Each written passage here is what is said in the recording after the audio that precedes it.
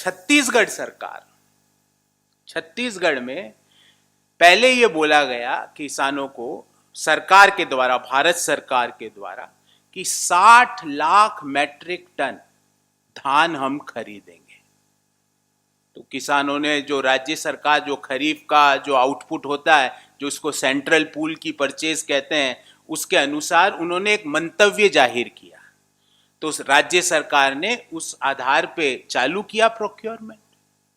60 lakh metric ton की बात करने वाले, जो राइस का प्रोक्योरमेंट की बात करने वाले 47 लाख 47 लाख मैट्रिक टन के बाद बोलते हैं अब रखने की जगह नहीं है। एक तरफ तो प्रधानमंत्री जी बार बार देश को आके बोलते हैं कि हमारा पब्लिक प्रोक्योरमेंट को कोई चिंता नहीं है, कोई प्रश्न चिन्ह नहीं है, तो ये पब्लिक प्रोक्योरमेंट क्यों रुका गया है?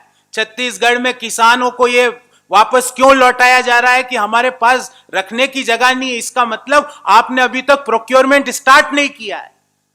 आपने चावल का प्रोक्योरमेंट 60 लाख मैट्रिक टन का, जिसका आपने मंतव्य जाहिर किया था, वो अभी तक आपने चालू नहीं किया है। और छत्तीसगढ़ गवर्नमेंट ने 47 lakh metric ton 12 lakh farmer से अभी तक खरीदा, पर उसके बाद अब बोलते हैं कि हमारे पास खरीदने की जगह नहीं है। क्या ये AALL जब स्टोरेज बनाएगा जब ही खरीदने की जगह आएगी क्या? जब, क्योंकि छत्तीसगढ़ में अभी ये AALL की जो मैंने आपको स्टोरी सुनाई है, ये छत्तीसगढ़ में अभी इनके स्टोरेज नहीं है।